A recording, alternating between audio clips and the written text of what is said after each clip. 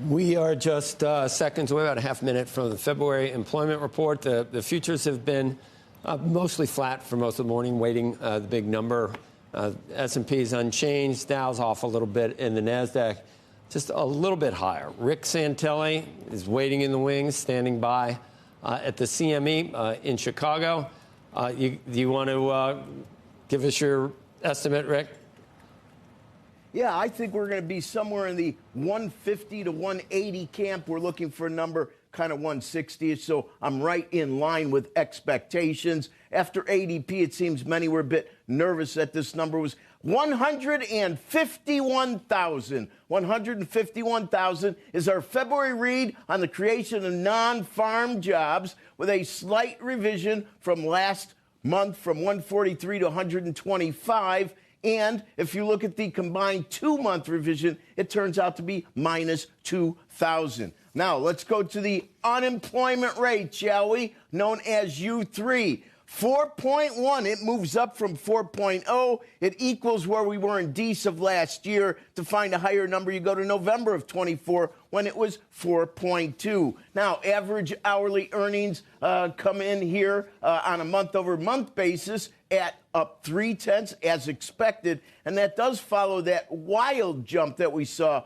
up 0.5%, which was the strongest month-over-month number since January of 22. Now, if we look at 0.3, that equals where we finished 2024. If you take a year-over-year perspective, also a bit less, 4%. 4.0. That's 1/10 less than expected, 1/10 less than the rearview mirror. It equals, actually, 4.0. The last number we had that would be equal or less than would be September of last year when it was 3.9. If we look at our work week, and this is what distorted earnings last month, in my opinion, the work week last week came in at 34.1. Get this. We've been keeping track of the average weekly hours since March of 2006.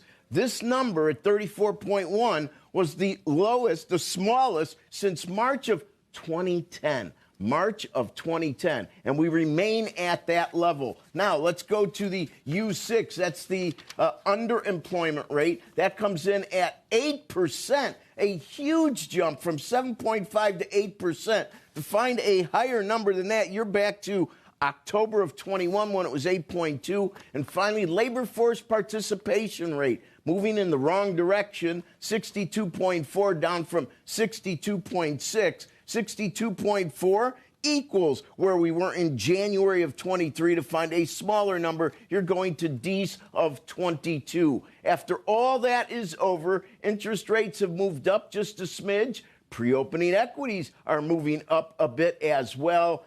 The numbers are not nearly as dire. They're fairly close to expectations. And I think that work week, it caused a little volatility on its adjustment to some of those earnings numbers. And real quickly, the Treasury Secretary this morning hit on what many of my sources and I discuss, and that is the notion of private sector versus public sector when it comes to spending and growth. How many economists have you heard from, Joe and the gang, that say our fiscal path is unsustainable? Well, there's a lot of growth associated with that unsustainable debt-ridden path. And I think as we try to address that, the obvious is going to occur. We're going to lose some of that growth. But think about it. It's unsustainable to pay for it in the way we have been. Back to the panel.